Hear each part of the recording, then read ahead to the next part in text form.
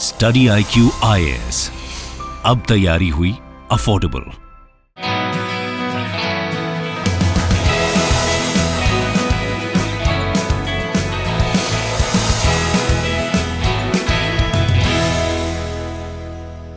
नमस्कार, मैं दिव्यांशी आप सभी का स्वागत करती हूँ स्टडी IQ पर। आज इस इंटरव्यू सेशन में हमारे साथ जुड़े हैं 66 BPSC में रैंक 164 हासिल करने वाले मोहम्मद सद्दाम जी।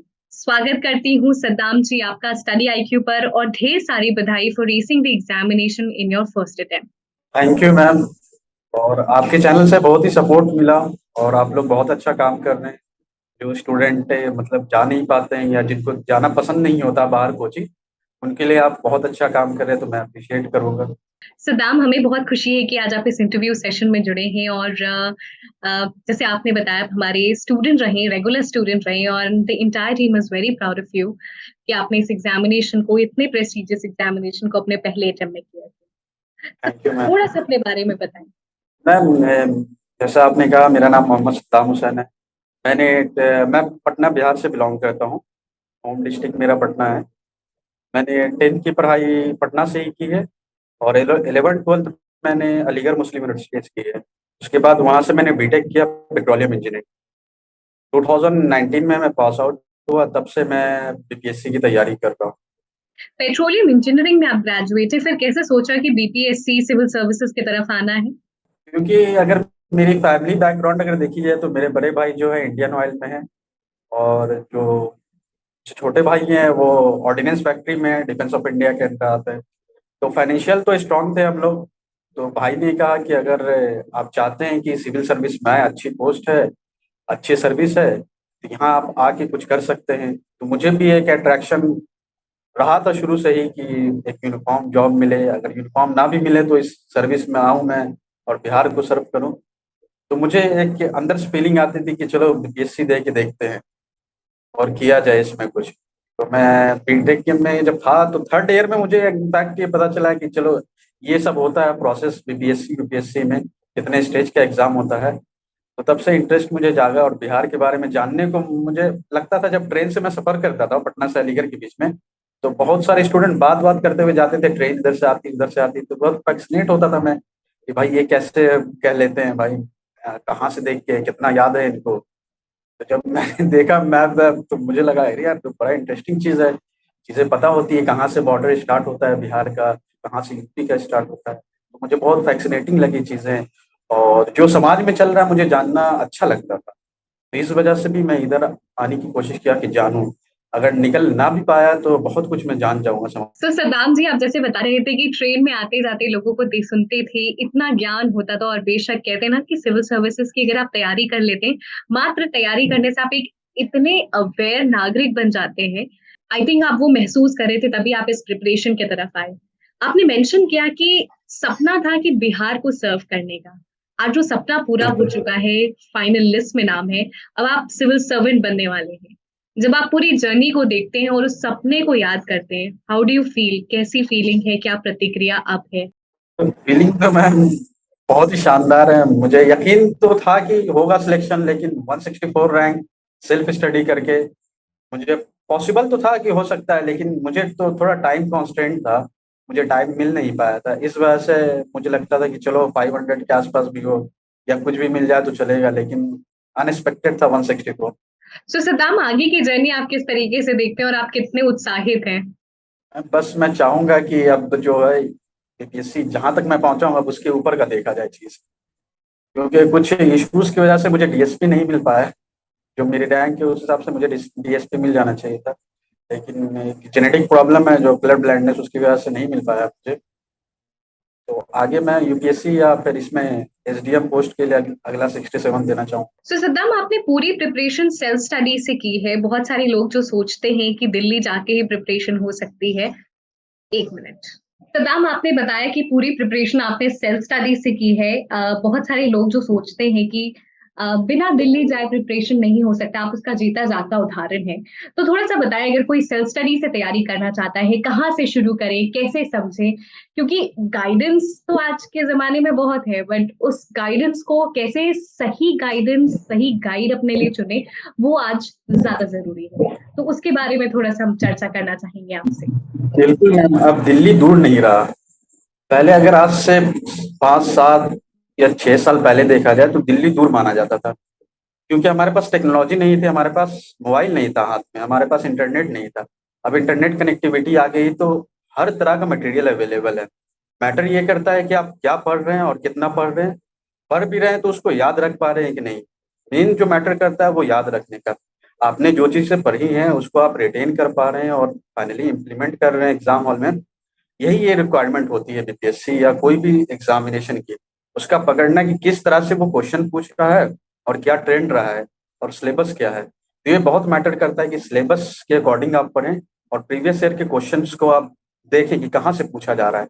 पढ़ने के लिए बहुत सारी चीज़ें हैं, सब चीज़ों को हम याद नहीं रख सकते हैं और ना ही हम लिख पाएंगे। हम बहुत सारी चीज़ याद करते हैं, जब लिखने की बारी आती है तो बहुत कम ही हम लिख पाते हैं। तो ये होता है कि आप मतलब चीज़ों को समझ नहीं पा रहे। अगर चीज़ों को समझ पा रहे हैं आप और उसको रिटेन कर पा रहे हैं कुछ फैक्चुअल चीज़ों को, तो आप बिल्कुल सक्सीड करेंगे इसमें। सो सिद्धांत, आपने मेंशन किया और एक बहुत ही इंपॉर्टेंट पॉइंट है कि आप कभी या तो चीजों को रिटेन कर पा रहे हैं या तो आप लिख पा रहे हैं। तो दोनों को सामंजस्य कैसे बनाया जाए, क्योंकि this preparation is about reflecting in the examination. तो मैं यही कहूँगा कि आप तो पहले सिलेबस देखें, उसके बाद वो क्वेश्चन पैटर्न देखें। बहुत मोटी मोटी किताब है, एक एक टॉपिक का आपको बहुत पेजों की किताब मिल जाएगी। तो आपको रिसर्च स्कॉलर नहीं बनना है, आपको बहुत ही बेसिक चीज़ें लिखनी होती है और बहुत ही बेसिक क्वेश्चन पूछा जाता है। मैटर करता है कि आप चीज़ों को लिंक कर पा रहे हैं कि नहीं। आप कोई टॉपिक है, उस टॉपिक पे डायरेक्ट क्वेश्चन नहीं बनता है, वहाँ 2-3 टॉपिक को मिला के लिंक किया जाता है। तो अगर चीज़ों को आप समझ रहे हैं, आप लिंक कर पा रहे हैं कहाँ से क्वेश्चन पूछा जा रहा है और क्या क्वेश्चन का डिमांड है, तो इस चीज़ की तरफ से अगर आप पढ़ रहे हैं और समझ रहे हैं चीज़ों को, तो बिल्कुल आप रिटेन कर पाएंगे। अगर आप चीज़ नहीं समझ रहे हैं, सिर्फ रट रहे हैं चीज़ों को, आप बार बार मगअप करना चाह रहे हैं, तो वो नहीं हो पाएगा। आपको चीज़ें समझनी पड़ेगी बाय हार्ट, तभी आप एग्जामिनेशन हॉल में लिख पाएंगे। मतलब एग्जामिनेशन हॉल में जाके ऐसा होता है कि आप सब कुछ भूल गए, बिल्कुल ब्लैंक। बस जो आपका दिल कर रहा है वो आप लिख रहे थे बाय हार्ट। अगर आपको जो याद है, चीज़ें समझी है, वो लिख पाते हैं आप। तो इसको रिटेन करने का बहुत आसान तरीका मैंने ये इम्प्लीमेंट किया था कि मैं सुबह पढ़ता था, रात को सोते वक्त मैं अपने आप से क्वेश्चन पूछता था, बताओ सद्दाम आज तुमने क्या क्या पढ़ा है, कौन से आर्टिकल में क्या है और क्या क्या समझा है तुमने। तो मैं जब खुद से सवाल करता था तो मुझे कॉन्फिडेंस आता था। अगर नहीं बोल पाया, थोड़ा डिमोटिवेट भी होता था, लेकिन वापस उस चीज़ों को जाके देखता था कि अच्छा सब टॉपिक ही कम से कम मैं बता दूं जो पढ़ा है मैंने। तो ये बहुत मुझे फायदा किया। मतलब हमेशा मेरे दिमाग में ये घूमता रहती थी चीज़ें कि चलो एग्जामिनेशन हॉल में क्या लिखना है मुझे और कैसा क्वेश्चन पूछा जा रहा है। तो ये मुझे बहुत ही फायदेमंद लगा, इम्प्लीमेंट करना सही लगा। सो सद्दाम, आपने जैसे बताया कि आप खुद से ही क्वेश्चन करो और खुद को एनालाइज करो कि आपने कितना पढ़ा है, बिकॉज वो ज्यादा इंपॉर्टेंट है, और ना कि आप अपने आप को बेफूल करते रहो कि कुछ तो पढ़ रहे हैं। उसका आउटपुट निकलना बिल्कुल बहुत इंपॉर्टेंट है। बिल्कुल मैम, सद्दाम, एग्जैक्टली। आपने कई सारी चीजें बताई कैसे रिटेन करते थे। सबसे पहले अहम हिस्सा है कैसे पढ़ा जाए एग्जामिनेशन को समझना है, बिकॉज थोड़ा सा लेंथी प्रोसेस होता है, 2 से 3 साल तो एग्जामिनेशन प्रक्रिया में ही लग जाता है। तो अपने आप को उतना स्ट्रॉन्ग, उतना परसिस्टेंस के लिए तैयार करना, थोड़ा सा आप बताएं। स्टार्टिंग करना बहुत आसान होता है चीज़ों का, नई चीज़ों को स्टार्ट करना बहुत ही आसान होता है। मैटर करता है कि आप इन उसी इंटेंसिटी के साथ कर रहे हैं या नहीं। तो अगर आपकी एंडिंग अच्छी है, उसी इंटेंसिटी को मेंटेन आपने किया है लास्ट तक, तो आप सक्सीड बिल्कुल करेंगे। अगर एग्जाम को, किसी भी एग्जाम के पैटर्न को पकड़ना है, तो आपको सबसे पहले उसका सिलेबस डाउनलोड करना पड़ेगा। One of the most thing कि मतलब आपको सिलेबस आपकी बाय हार्ट होना चाहिए, आपको पता होना चाहिए कहाँ से पूछ रहा है। आपके पास एकदम सामने सिलेबस होना चाहिए, कोई भी टॉपिक आप पढ़ रहे हो तो। उसके बाद दूसरा जो मोस्ट इंपॉर्टेंट थिंग है कि आपके पास क्वेश्चन होना चाहिए। टॉपिक तो बहुत सारे, उस पर बहुत सारी किताबें लिखी जा चुकी हैं।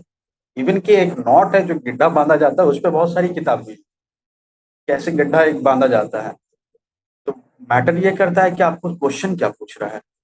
तो क्वेश्चन के हिसाब से आप पढ़ें, बिल्कुल नोट्स बनाएं, उसका शॉर्ट नोट्स बनाएं, जिस तरह से भी आप रिटेन करना चाहते हैं या कर सकते हैं, निमोनिक्स बना के याद करें चीज़ों को, तो ये बहुत इंपॉर्टेंट होता है। और जो चीज़ पढ़ रहे हैं उसको डिफ्रेंशिएट करके पढ़ें। जैसे आपने हाई कोर्ट और सुप्रीम कोर्ट का पढ़ा, दोनों में डिफ्रेंशिएट करके पढ़ें तो आपको रिटेन करने में ज़्यादा आसानी होगी, आप रिटेन कर पाएंगे चीज़ों को।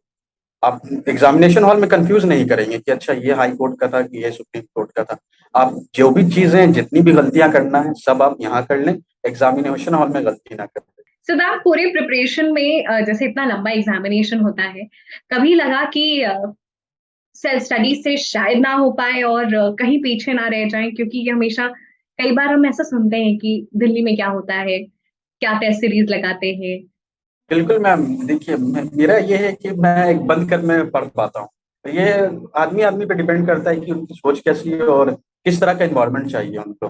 जैसे मेरे माइंड में था कि मुझे बस करना है, मैं अलीगढ़ मुस्लिम यूनिवर्सिटी को छोड़ के आया हूँ, मैं बाहर जा सकता था, मैं अच्छा कमा सकता था, मैं छोड़ के आया हूँ, तो मैं यहाँ फेल नहीं होना चाहता हूँ। मैं ये बस मिसाल बनना चाहता हूँ कि मैं कर सकता हूँ। और जब ये जज्बा आपके अंदर होगा तो आप बिल्कुल कर पाएंगे। हाँ, कभी कभी लगता था कि चलो सेल्फ स्टडी, और लोग क्या पढ़ रहे होंगे, कितना पढ़ रहे होंगे, बहुत पढ़ते हैं, कोचिंग वाले भी पढ़ाते हैं बहुत तरह की चीजें, तो वो सब मैटर नहीं करता। अगर आप राइट ट्रैक पे हैं तो बिल्कुल आप डिविएट नहीं हो सकते हैं आप उन चीजों को। अगर आप क्वेश्चन सिलेबस आपके पास है, सारी चीजें हैं, आप चीजों को समझ रहे हैं, अगर पढ़ रहे हैं उनको, उन चीजों को समझ रहे हैं और याद रख पा रहे हैं, तो ये बहुत ही इंपॉर्टेंट चीज होती है एग्जामिनेशन को निकालना। सुदाम, आपने जैसे बताया कि खुद पर यकीन रखें, कॉन्फिडेंस रखें, क्योंकि ये जर्नी बहुत लंबी है। अगर आपका कहीं पे भी कॉन्फिडेंस डगमगाया तो शायद दिक्कत हो सकती है। प्रीलिम्स, मेंस, इंटरव्यू, शुरुआत प्रीलिम्स से करते हैं। कैसे आपने तैयारी की? प्रीलिम्स के लिए मैंने जो स्टैंडर्ड बुक होती है, जो मतलब चल रही है, बुक्स चली आ रही है, उनको फॉलो करता था।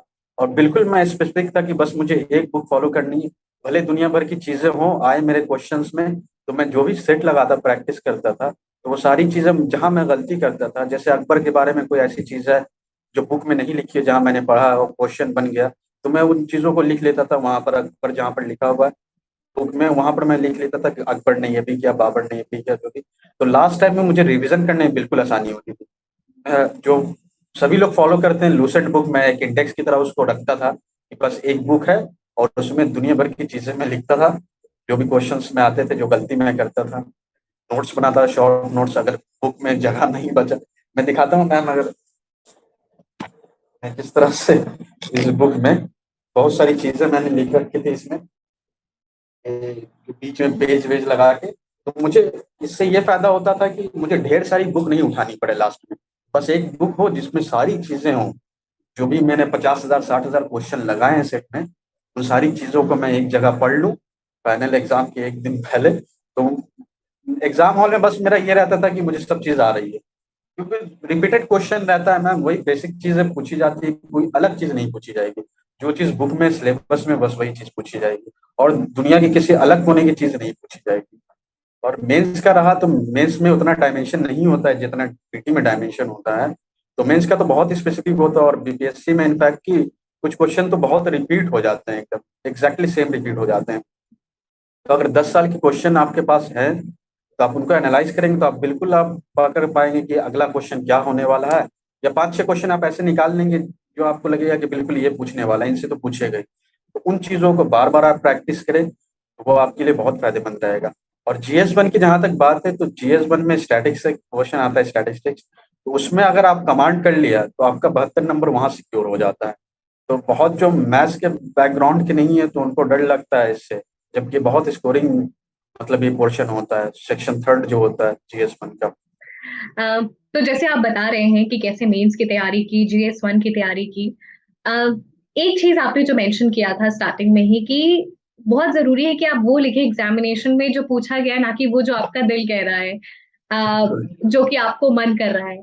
तो क्वेश्चन की डिमांड को समझते हुए वहां पे जो भी चीजें पढ़ी हैं उसको कैसे रिफ्लेक्ट करना है, क्या स्ट्रक्चर होना चाहिए, कितने डायमेंशंस आप आंसर्स में कवर कर सकें, क्योंकि ये एग्जामिनेशन इज ऑल अबाउट, जैसे हमने बात की कि आप कितने अच्छे से प्रेजेंट कर सकते हैं अपने आइडियाज। तो मैम मेंस के लिए मैंने मॉक टेस्ट ज्वाइन कर रखा था। तो जैसे पीटी में होता है कि आपको पता होती है this is right this is wrong, बस ये होता है, इनफ है। मेंस में आपको इवैल्यूएट करना पड़ता है कि कैसे हर चीजें, मतलब सामने वाला आपको बताएगा कि आपने क्या लिखा है, आप खुद से उतना एनालाइज नहीं कर पाए। मतलब कुछ हद तक कर सकते हैं, लेकिन सामने वाला अगर बताए तो ज़्यादा बेटर होता है। मैं जहाँ रिटेन का मैटर आ जाता है, तो वहाँ पर मैंने टेस्ट सीरीज ज्वाइन कर रखा था। मॉक मॉक टेस्ट सीरीज देता था, एनालाइज करता था चीज़ों को, कहाँ मैंने गलती की है, टीचर ने क्या कहा है, कौन से पॉइंट को कवर करना है। तो मैं पॉइंट वाइज लिखता था। हर जगह मैंने जो भी मॉक टेस्ट दिया है उसमें मैं पॉइंट वाइज लिखता था, और बिल्कुल जो भी क्वेश्चन की डिमांड है उसको सब हेडिंग करके मैं लिखता था एग्जामिनेशन हॉल में। और बहुत ऐसा होता है मैम कि क्वेश्चन छूट जाता है, यहाँ स्पीड की जरूरत पड़ती है। तो इसमें है कि सोचने का वक्त आपको नहीं मिलता है, इसमें बस आपको लिखना है चीज़ों को। तो आप बाय हार्ट इसको समझे हुए हैं तभी लिख पाएंगे आप। सदाम हुसैन जी, आपसे आपका इंटरव्यू एक्सपीरियंस जानना चाहूंगी। पहली बार आप इंटरव्यू दे रहे थे और बहुत ओवरवेलमिंग होता है कि बीपीएससी इंटरव्यू बोर्ड के सामने जाना। सिलेक्शन तो वो भी बहुत बड़ी चीज है, लेकिन इंटरव्यू तक पहुंचना भी it's considered as a milestone. तो कैसा था आपका इंटरव्यू एक्सपीरियंस? आप क्या बताना चाहेंगे कि कैसे अपने आप को प्रेजेंट करना है to the best of your capacity? जैसे कि मैंने शुरू में ही कहा था कि अगर आपको एग्जामिनेशन में क्या डिमांड है वो आप पहले ही फुलफिल कर लेते हैं तो आपको बहुत ही इससे फायदा मिलता है। जैसे कि इंटरव्यू की बात है, तो मैंने मॉक इंटरव्यू दिया था, 20-30 मैंने मॉक इंटरव्यू दिया था। तो अब तो पैनल में तो इंसान ही बैठेंगे, कोई दूसरे दुनिया के तो लोग नहीं आके बैठेंगे, तो इंसान ही है वो लोग। जो मैं मॉक इंटरव्यू देखता था कोचिंग में हो गया, अलग अलग जगह पे, तो जो क्वेश्चंस पूछते थे वो लोग और किस तरह से प्रेजेंट करना है, कहीं कहीं पर गलती रह जाती थी तो वो बताते थे। तो मैं जितनी भी गलती होती थी मुझसे, तो यहीं पर हो जाती थी मेरी गलती, कि ताकि फाइनल में वो गलती ना हो पाए मेन इंटरव्यू में। तो 20-25 इंटरव्यू दिया तो मुझे बस था, कॉन्फिडेंट था कि बस बोलना है भाई, जो भी क्वेश्चन पूछ ले क्या ही है, बस बोल देना है। इसमें क्या, मैं पीटी मेंस दे के आया हूँ, मुझे जानकारी है चीज़ों की, और दूसरे दुनिया की बिल्कुल चीज़ नहीं पूछी जाती, बहुत बेसिक चीज़ पूछी जाती है मैम। और इसमें बिल्कुल डरने की जरूरत नहीं इंटरव्यू के लिए। और मैं एक बात बताना चाहूंगा, जैसे मैंने जब स्टार्टिंग की थी पीटी की, तो मैं पीटी स्पेसिफिक था, फिर मेंस की तैयारी की तो थोड़ा मेंस स्पेसिफिक हो गया, फिर इंटरव्यू की मैंने तैयारी की कुछ। तो मुझे जब इंटरव्यू की मैं तैयारी कर रहा था, मुझे लगा कि जब मैं पीटी की तैयारी कर रहा था, तब अगर मैं इंटरव्यू की तरफ भी फोकस करके अगर देखता तो मेरा सब कुछ कवर हुआ रहता। तभी मैं जो भी न्यू स्टूडेंट, मैं यही कहना चाहूंगा कि आप थ्रू आउट सब चीज़ को देख के चलिए, मेंस इंटरव्यू सबको देख के चलिए, तो ये आपके लिए फायदेमंद होगा। जिसको हम कहते हैं इंटीग्रेटेड प्रिपरेशन, तो आपको सिर्फ प्रीलिम्स और मेंस की नहीं बल्कि इंटरव्यू के डिमेंशन से भी आपको सोचना है कि क्या पूछा जा सकता है। सदाम जी, जैसे इंटरव्यू की बात कर रहे हैं, कोई ऐसा क्वेश्चन जो आप हमेशा याद रखना चाहेंगे और उसको आपको लगता है कि आपने बहुत ही अच्छे से उसको आंसर किया है, फिर कुछ सिचुएशनल क्वेश्चन जो आपसे पूछे गए? देखिए, मुझसे तो सिचुएशनल क्वेश्चन नहीं पूछे गए थे, लेकिन एक क्वेश्चन पूछा गया था कि प्रेसिडेंट का इलेक्शन होने वाला है इंडिया में। मतलब उन्होंने सिर्फ पूछा कि इलेक्शन होने वाला है प्रेसिडेंट का, तो मैंने कहा इंडिया में, तो वो चौंक गया, वो हंसने लगे बिल्कुल कि आप इंडिया में, आपको पता नहीं। तो मैंने फिर कहा कि नहीं सर, दुनिया में और भी कंट्री है, तो हो सकता है वहां भी हो प्रेसिडेंट का इलेक्शन। तो उन्होंने इसको पॉजिटिव में लिया, तो मैं इस बात को याद रखना चाहूंगा। फिर मैम जो थी, दीप्ति मैम का बोर्ड था, तो उन्होंने कवर अप किया कि हाँ, ये तो आप सही कह रहे हैं कि मैंने तो इंडिया तो कहा नहीं। हाँ, तो फिर उस पर क्रॉस क्वेश्चन हुआ था, तो मैंने उसको टैग किया। बिल्कुल, ये प्रेजेंस ऑफ माइंड बहुत ही जरूरी है, और आप कितने अटेंटिव हैं और आप कितना सोच सकते हैं उस पर्टिकुलर टाइम ड्यूरेशन में। आई थिंक सताम जी, ये it was a positive aspect of yours. Sir, study IQ का कैसे रोल रहा है पूरी जर्नी में? 2019 में जब मैं पास आउट होके आया, तो मेरे भैया ने बताया कि कुछ चैनल्स है जिसको तुमको फॉलो करना चाहिए अगर सेल्फ स्टडी कर रहे हो। तो कुछ चैनल्स है, तो बेसिकली मैं करंट अफेयर के लिए फॉलो करता था, और कुछ कुछ पॉलिटी के लिए जो भी फ्री वीडियोस अवेलेबल थे मैं उसको फॉलो करता था। तो ये मेरे लिए बहुत फायदेमंद रहा। डॉक्टर गौरव सर का, मतलब जो बिहार स्पेशल का जो आता था करंट अफेयर, वो बहुत ज़्यादा फायदेमंद रहा मैम। वो जो इंटीग्रेट करके पढ़ाते हैं मैम, मतलब माइंड ब्लोइंग। मतलब जो वो कर रहे हैं बहुत बेस्ट कर रहे हैं स्टूडेंट्स के लिए। और जैसे टीचरों की ज़रूरत है मैम स्टूडेंट्स को, ताकि अगर वो ऐसे टीचर रहें तो बिल्कुल एक क्वालिटी एजुकेशन मिले लोगों को। और बिल्कुल फ्री एक्सेस अगर मिल जाता है मैम, तो वो ज़्यादा बेटर लगता है। एग्जाम में मैम बिल्कुल चीज़ें, जैसे जो चीज़ आप देखते हैं और समझते हैं, तो उन चीज़ों को इंटीग्रेट करके आपको लिखना भी होता है एग्जामिनेशन हॉल में। तो बहुत ऐसी चीज़ें जो मैं सुनता था उनकी वीडियो लेक्चर, तो मुझे याद होती थी चीज़ें कि अच्छा सर ने ये कहा था, ये भी हो सकता है। बहुत सारे डायमेंशन को वो कवर करते थे, यहाँ से ये हुआ ये हुआ, तो मतलब लिंक करके वो पढ़ाते थे, तो ये इनका बेस्ट तरीका मुझे लगा।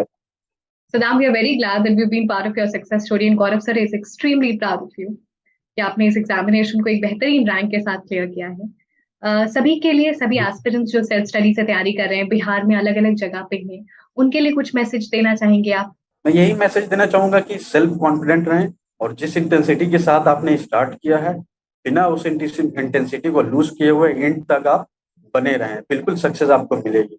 कोई दूसरे दुनिया के लोग नहीं होते, यहीं के होते हैं।